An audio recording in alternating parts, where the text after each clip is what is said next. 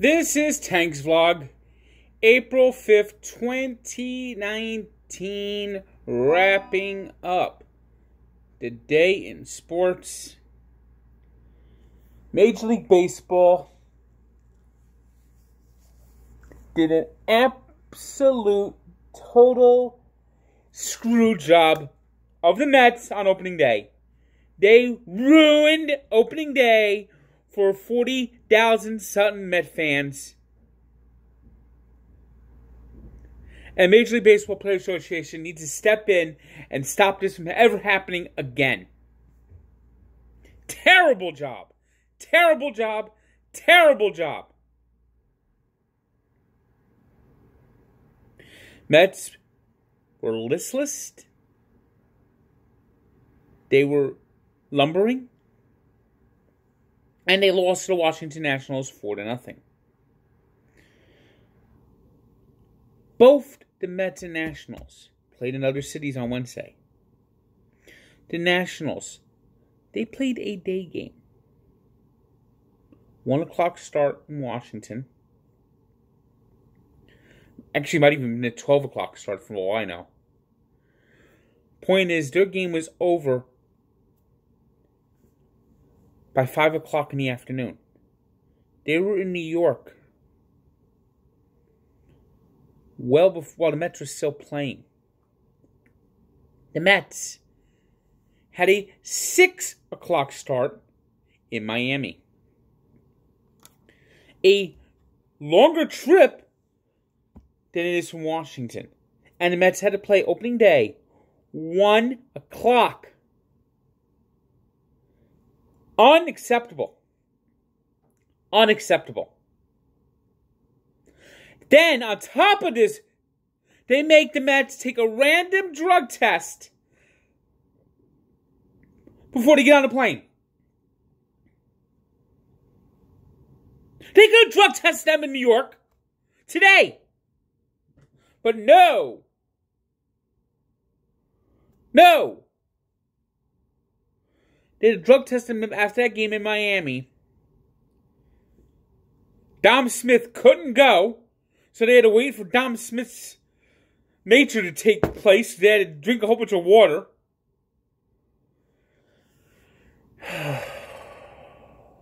I'm pissed off.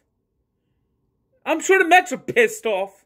And the Major League Baseball Players Association should be pissed off.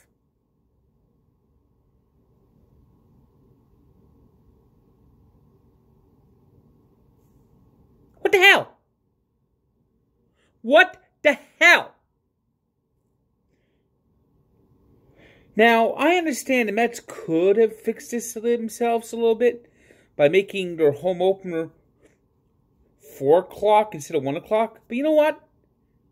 We fans love the 1 o'clock home opener. It's always been our tradition. There's been very few games, home openers, that have not been at 1 o'clock. Very few. Very few. It's the ceremony. It gets everyone out. It's the day. It's warm. It was fairly warm today, wasn't it? But it's baseball. It's tradition. Now, I understand you got to squeeze these games in. And I'm not saying the Mets should not have played Wednesday. Although I hear Derek Jeter wasn't very accommodating. Didn't want to have a day game in Miami because the crowd would have been even emptier in his crummy-ass stadium with his crummy-ass team that he's a terrible owner and a terrible person. So you got to blame Jeter on this. He's an ex-player. He should have at least some friggin' respect. But no, he has no respect. He's a phony.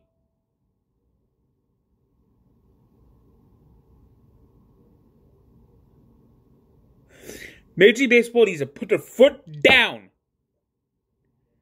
when a team plays a 1 o'clock game, especially their home opener. When you're going to have more ceremony, you're going to be required to get there earlier to the game. There's going to be meeting, greeting some fans. You have VIPs at the game. Opening day is a headache for these players. It's fun for the fans. It's an event for the fans. But opening day sucks if you're a player. Think about it. You got to stand online. You got to be introduced. I mean, you tip your hat. Yeah. That's not that hard. It's part of the job. But what would you rather do? Would you rather have the drudgery of just going out there and playing the game and not having to worry about that? Not meeting, when the stadium's not full, 40,000 people? Where you might have people who just come out to one game a year, where you're going to have to meet extra people. So players who usually have to come in for batting practice at 10 o'clock in the morning. Think about that, 10 o'clock in the morning. That's when I meant to batting practice.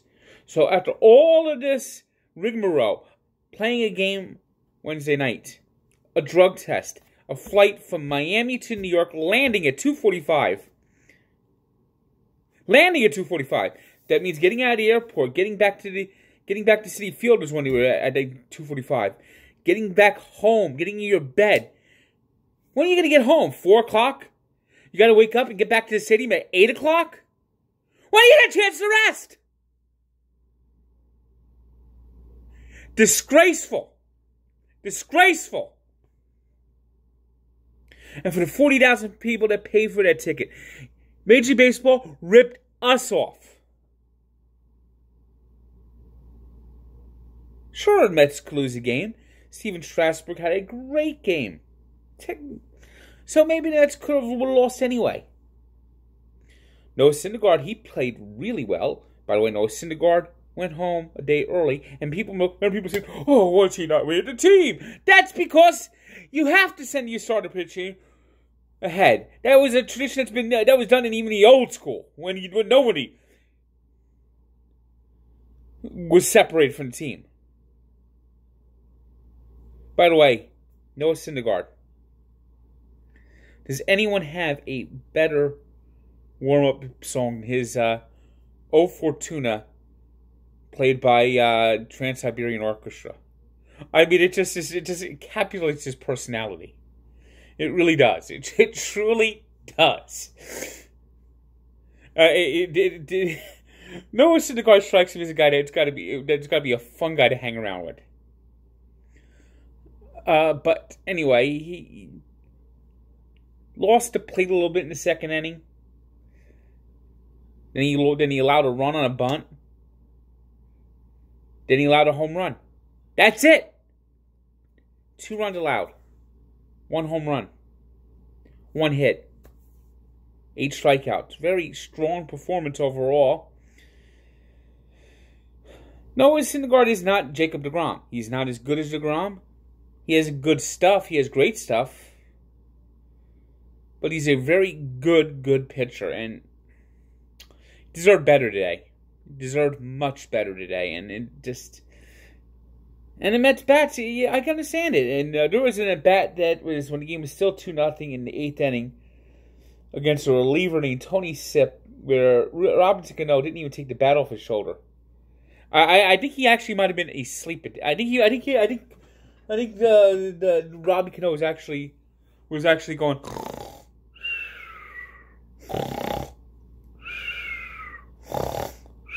And then when the umpire yelled strike 3, he finally woke up. I might be a little more pissed off if I didn't understand the circumstances of the Mets with this ridiculous Major League Baseball. Ridiculous. Major League Baseball needs to change this. You know, from now on, if you play a day game, you can't play a day game the day after you play on a first trip into a city. Whether you're the home team coming in or the road team coming in. So if you're going to be in a different city from one day to the next, you can't play a day game after night game. And the cutoff should be this. That if you play after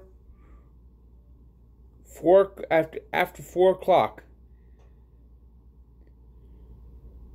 the next day you can't play before 4 o'clock. So if you have a 1 o'clock game, then the next day you can play a 1 o'clock game. Other than that,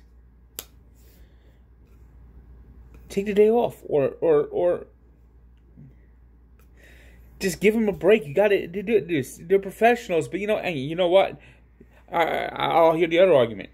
Well, in old days, players used to do that all the time. Well, in the old days, you used to have candy dishes of greenies, uppers. Yeah. That was legal. Everyone did it. Everyone did it. The trainers gave it out like candy. Now, if you take them, you get suspended. It's a banned substance. So things that used to be able to get these players up after this ridiculous bullshit, and it's a safety concern. I mean, they're not at their top level if they don't get enough sleep. Every job you do, you're not at your top level. Let alone playing Major League Baseball. Disgraceful. Disgraceful, disgraceful, disgraceful. That this team played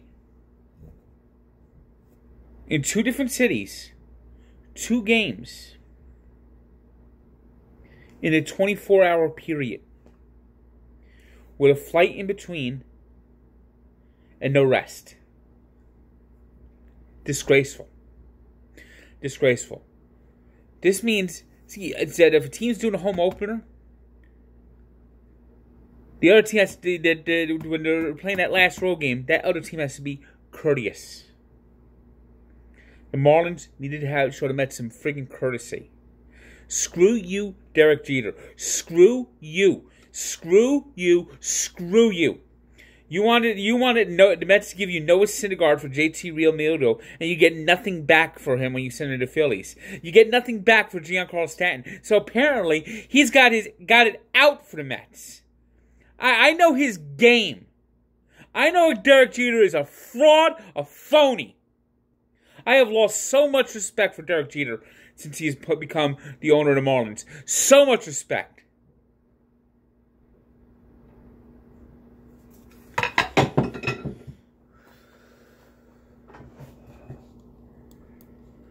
Moving on, the Yankees, after a 2-4 homestand, played visitors to the Orioles, and it was an 8-4 win, as Gleyber Torres had a big day, 10 total bases, 4 RBI, as the Yankees spoiled the Orioles home opener 8-4. Did Mike Francesa say that the Orioles are going to get swept? Because if it does, expect the Orioles to win the next 2. Tigers, 5-4 winners over the Royals in their home opener. Red Sox still had another game in Oakland. I didn't realize that. But boy, the Red Sox don't look good right now. 2-6 so far, as they lost 3 out of 4 in Oakland, lost 3 out of 4 in Seattle. Very bad start, 7-3 loss on Thursday. It was the Indians, 4-1 winners over the Blue Jays. Pirates blanked the Reds 2-0.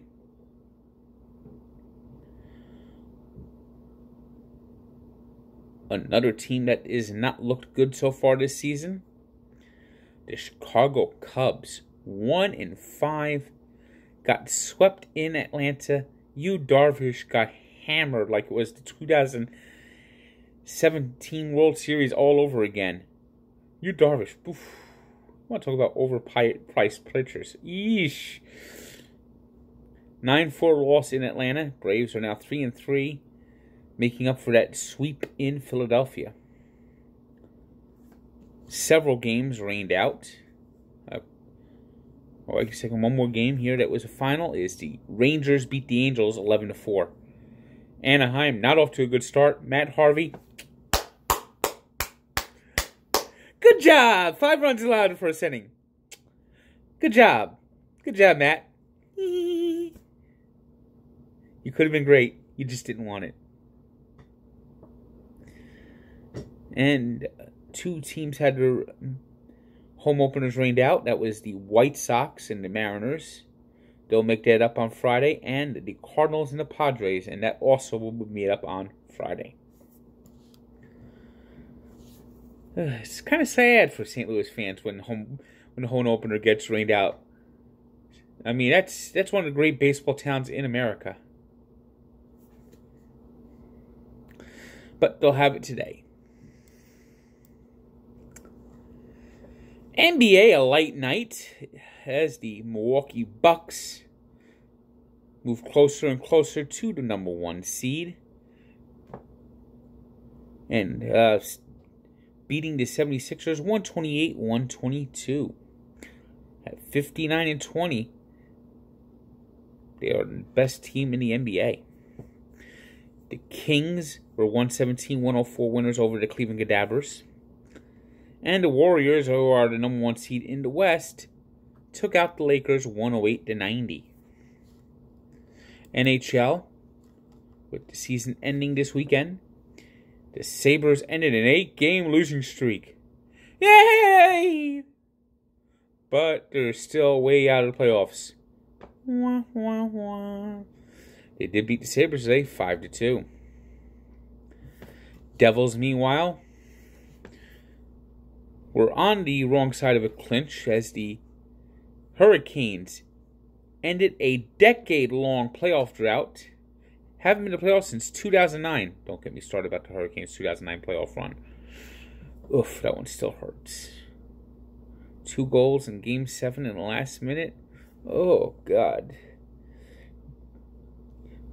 I mean, you talk about Devil playoff losses that sting.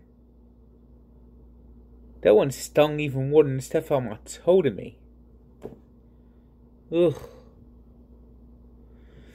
Hurricanes beat the Devils today 3-1.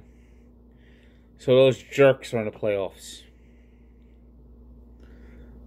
They're going to just run with that, you know. They're going to run. The Don Cherry gave Carolina a gift by ripping them. It was the Lightning getting to 61 wins with a 3-1 win over the Maple Leafs. Islanders beat the Panthers in a shootout 2-1. It was the Penguins 4-1 winners over the Red Wings. The Capitals beat the Canadiens 2-1. It was the Blues erupting for 5 goals in the first period to beat the Flyers 7-3. Predators, trying to get first place in the Central, scored 2 late goals to beat the Canucks 3-2. The Bruins, 26 saves from Yaroslav Halak, blanked the Wild 3-0. It was the Avalanche burying the Jets 3-2, clinching a playoff spot with an overtime win, and that big goal came from Eric Johnson. Sharks, they got a much-needed win, beating the Oilers 3-2. And it was the Coyotes keeping their faint playoff hopes alive with a 4-1 win over the Golden Knights.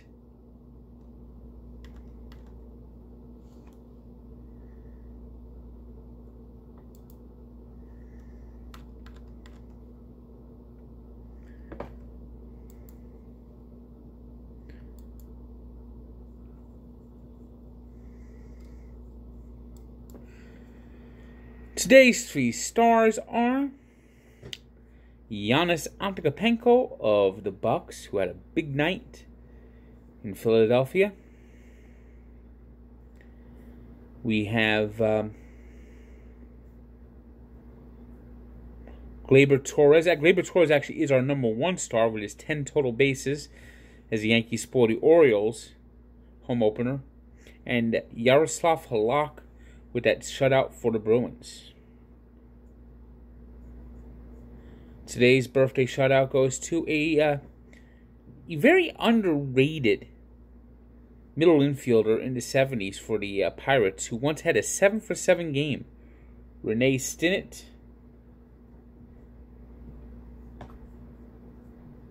Is 68. And we take a look back to 2004 when the Yukon Huskies won their second men's national championship NCAA tournament, beating Georgia Tech. Truth be told, the real championship game that year was the semifinal, when they rallied to beat Duke. And that win was especially important because, get this, the next day the UConn women won. And it became the first time ever the same school won both the men's and women's basketball tournament in the same year. So check out the full story of Barstool Sports and at Sports Encyclopedia, where sports history lives. Good day.